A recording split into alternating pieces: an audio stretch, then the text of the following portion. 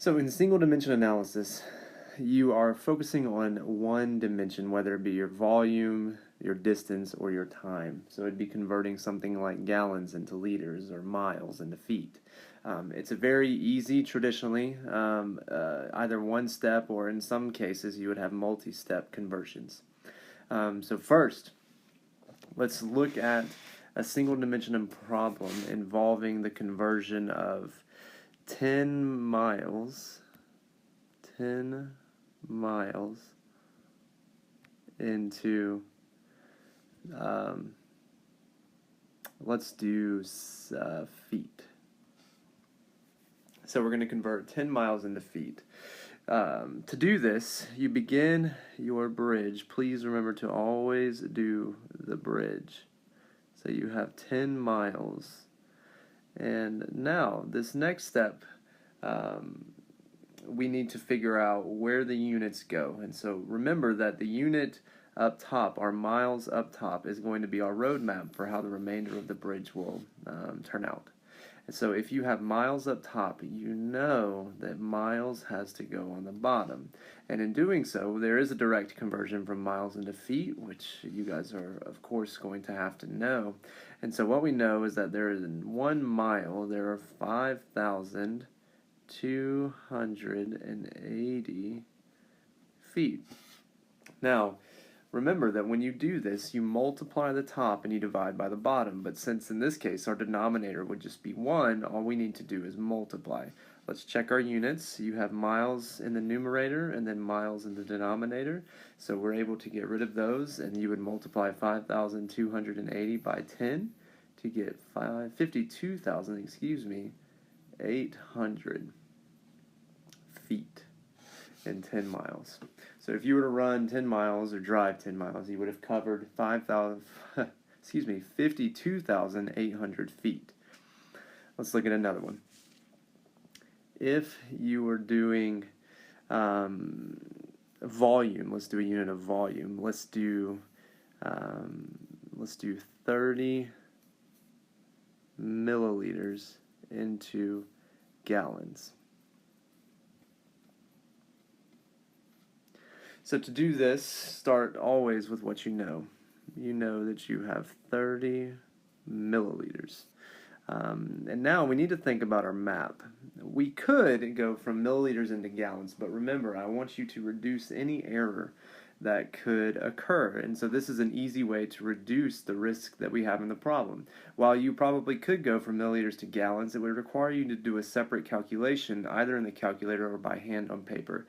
And this is what I want to avoid because you could make a mistake. So what I would like for you to do is to go from milliliters into liters. And in doing so, we know that there's 1,000 milliliters in 1 liter. And we know that milliliters goes on the bottom because you had milliliters up top. And so we can cancel those units and we're left with liters. But our final answer needs to be in a unit of gallons. So we create one more bridge and we would write the conversion of liters into gallons. So we know that there are 3.79 liters in 1 gallon. So, now what you would do is you would multiply the top and you would divide by the bottom. So up top, you have 30, let's get rid of liters. You have 30 gallons. How I got that is taking 30, multiplying it by 1, and multiplying it by 1, so that's just 30, divided by 1,000 times 3.79. Since those are both in the denominator, we can multiply those terms together. And so you would get 3,790 as our answer. And since both of the units crossed out, there's no units on the bottom. And so all you have to do in your calculator is take 30 and divide it by 3,790, and you would get an answer of 0.0079 gallons.